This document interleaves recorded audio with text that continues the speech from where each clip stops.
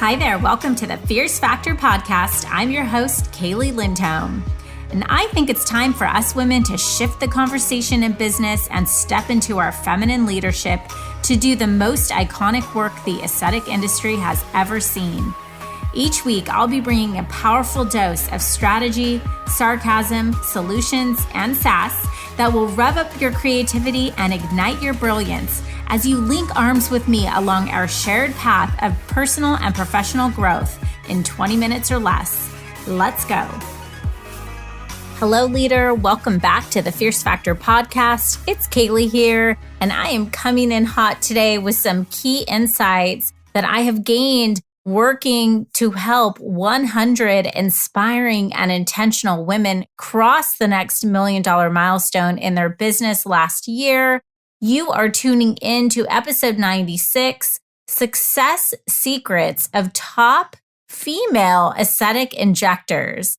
I remember way back 15 years ago, I know when I was 5, I was fresh to the aesthetic industry, attending my first conference, and I watched thought leaders speak on stage, and I truly envied the way that they commanded the room, the way people would watch and listen and take notes. And I wondered, what made one injector so skilled, so knowledgeable, so magnetic that they could capture the attention of hundreds of others? What made them so damn special?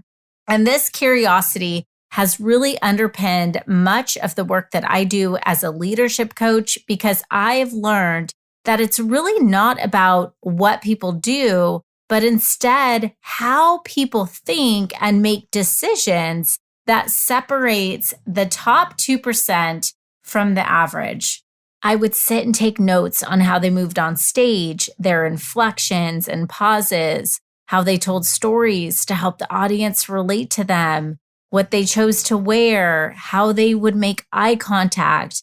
And as I advanced in my corporate career, I was tasked with working with these key industry influencers to help them really gain exposure as advocates for the products and services that my company would sell. And through this work, I had the opportunity to ask questions about how they trained and prepared and rested. Of course, that's an important part of it. So often we see others we look up to and we think, oh man, they're so lucky, or they had the right connections or resources. But over time, I began to see that there was an internal grit. There was just this something that was so intangible, I couldn't even explain it, that so many true thought leaders had in common. And it's this it factor that was something that I not only wanted to explore and define, but I also wanted for myself. And as my practice has evolved, I've had the experience of gaining key insights really through intimate and vulnerable relationships with hundreds of female entrepreneurs. And look, there is no question that there is a formula to achieving this iconic status. But in the aesthetic wellness industry, what I generally see are injectors looking at perceived success of their role models from the outside in, meaning they'll ask tactical questions like, what's your membership program or EMR or marketing agency? And some will spend their entire career on a carousel of chasing today's trends because they don't bother to ask the more powerful questions about, who do I need to become to achieve that level of success or fulfillment? Here's the thing. Someday, Instagram will be gone. Facebook will be gone. The platform you are using to listen to this podcast will be antiquated. But core success principles that shaped the DNA of a powerhouse leader, those are timeless. And it's this timeless way of being that allows the top 2% to achieve success again and again and again, because it becomes who they are. Today, I've assembled a powerful list of practical and tactical knowledge that I've gained while working with some of the most successful injectors around the globe. And these success stories are common traits that each of them share, and they're really what I believe contribute to unstoppable success of the very top female aesthetic injectors. Success secret number 1, is that they have a very selective, tight group of trusted advisors. I remember a few years back talking with a client who had hired me to help her build her rebrand strategy. And so I was presenting her my suggested approach, and she came back to me and said, "Well, I love it. This is amazing. I need to ask around." I was like, "What?" She said, "I was talking with my massage therapist and she really wasn't feeling the vibe." Now, I'm all in for doing market research. In fact, we had conducted a focus group with her most valuable consumers. We received feedback from key employees and business partners. We had combined this knowledge with key insights we have regarding consumer behavior and market demand. This was a very well thought out proposal. This wasn't like flying by the seat of our pants kind of a thing. But this client had a very difficult time making a decision because she had this underlying fear of losing or upsetting clients who didn't agree with that.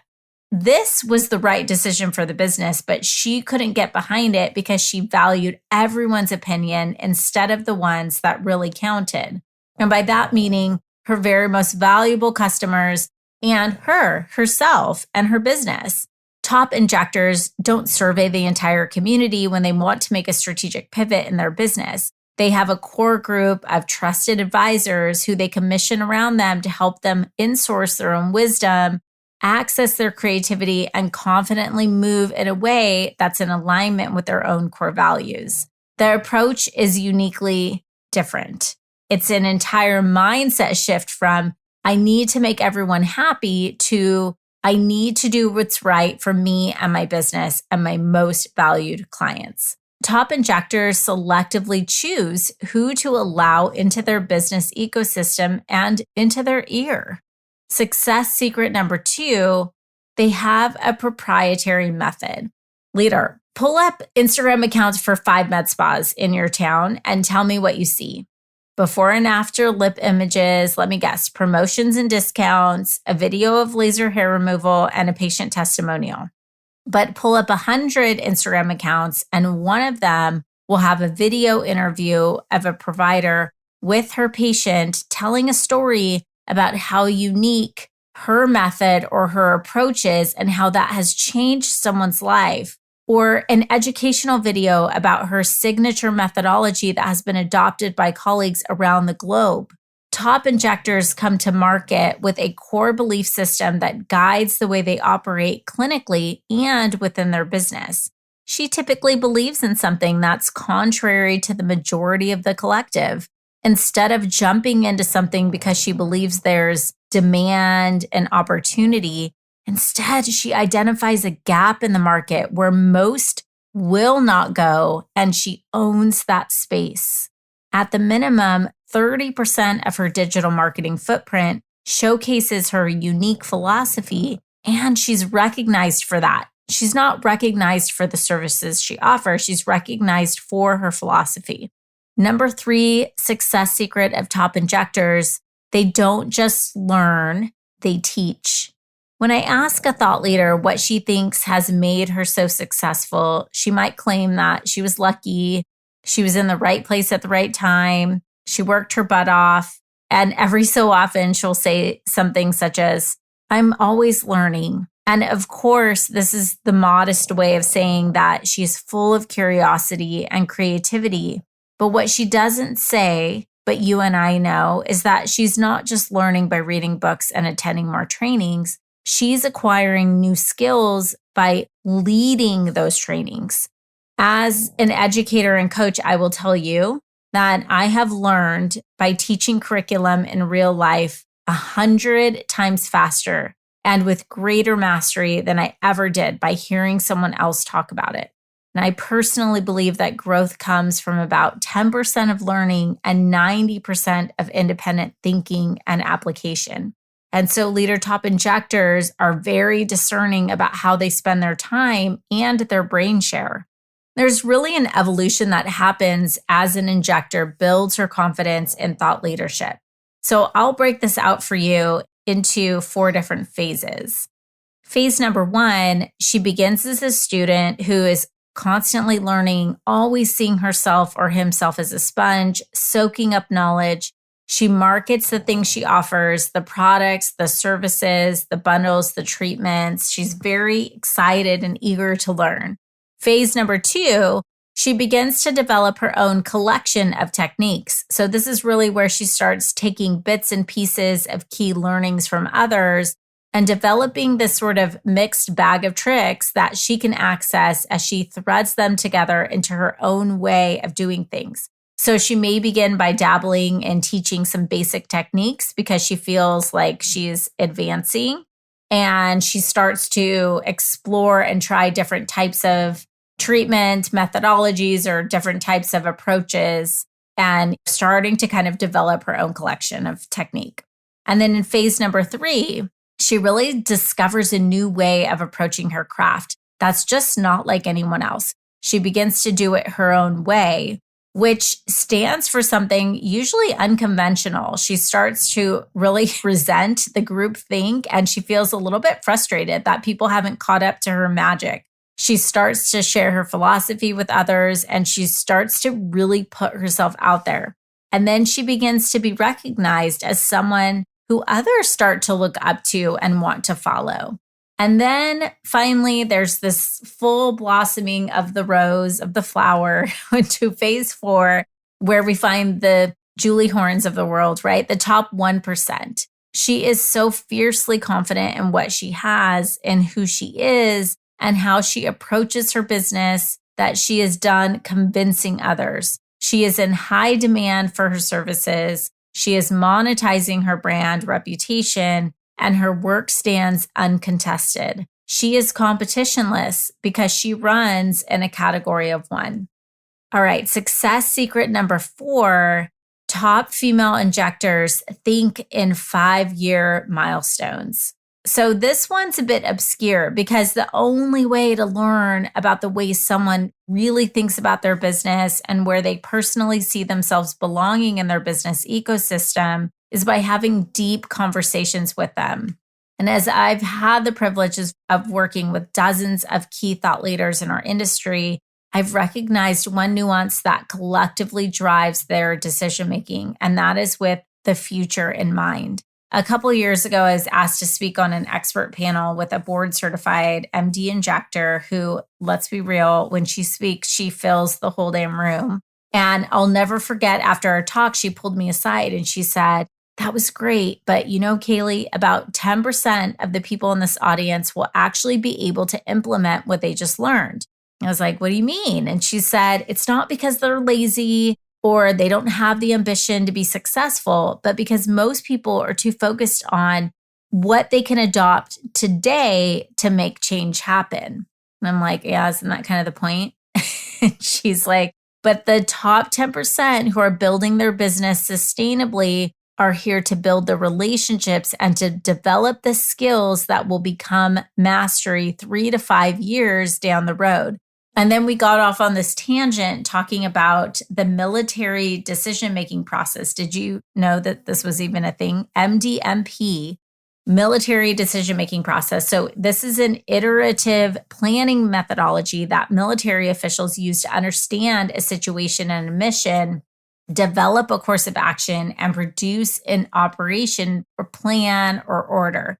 And she talks about how failure often occurs where there's a lack of analytic depth, faulty assumptions, vague analysis, and wishful thinking. She says there are 2 common barriers to clear thinking, and those are psychological and logical fallacies. And so this whole military decision-making process basically tells us that during planning, assessment focuses on developing an understanding of the current situation and then determining how to progress and move forward, essentially preparing a plan with the most strategic and thoughtful process without just making assumptions or simply adopting something because someone else has done that. And that was sort of her point. It's like we're at these conferences and we're talking and on this panel, and all these people are like trying to learn how to adopt the things of today. And I see this a lot where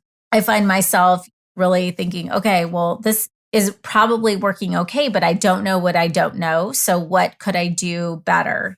And her point is like, top injectors are really creating sustainable growth by thinking and planning for the future with this really expansive vision, and then commissioning the resources they need to properly analyze and make decisions and move them into that future vision. They're not reactive, responsive, or impulsive, but instead methodically and strategically making moves behind the scenes before anyone ever knows about them. So usually 3 to 5 years ahead. I completely agree with that statement. And finally, leader success secret number 4 is that they invest heavily in personal development. Talk to the most successful, most fulfilled person you know, and 100% of the time, they are striving to become better. A couple weeks ago, I got an Instagram message from someone we had reached out to invite to our free masterclass. And she said, I'm already busy. I can barely keep up with the demand I have. And I thought to myself, number one, that sounds like an infrastructure problem. Business consultant to me, right? That you aren't able to expand your business. But number 2, there isn't anyone that is above investing in developing themselves. In fact, your business will undoubtedly stagnate if you are not investing in your own personal growth. Because as a business owner and leader, your business, it can't outgrow you. Running a business is about 20% mechanics and 80% mindset. You can have all the top, we'll call them fidgets, gadgets, and widgets, right? Social platforms, technology, launch strategies, it doesn't matter. But if you can't trust employees, if you can't handle adversity, if you can't stop operating from the same mechanical place that you did 5, 10 years ago, the tactics, the things that you put in there into your business, those just don't matter. The only way to build a lucrative, freedom-based business that stands the test of time is to learn how to become the leader who is capable of achieving that success. End of story. The most liberating space you will ever find is when you take accountability for all of your results, success, and failures. It's the place where you are pushing yourself out of your comfort zone, learning from those experiences, and growing into the person who can go into that same experience again, but arrive as a different version of yourself. And that is the real magic of how you get to where you want to go. Not only with financial achievement, but with authentic fulfillment for who you have become. You can look in the mirror, look at yourself and say, I'm proud of you. I have become her. I am her. I am someone who can make a real impact and put a fingerprint on this world and leave a legacy behind. Leader, thank you for tuning in to this week's episode. If you enjoyed this episode, please go leave us a review. And if you screenshot your review and share it on social, I will send you a very special gift with a handwritten note. I personally would be so grateful for you to help expose this podcast to more of your colleagues and to the folks in our industry who can benefit from this. Share this with someone who needs to hear it, and go be fierce, leader. I will chat with you next week.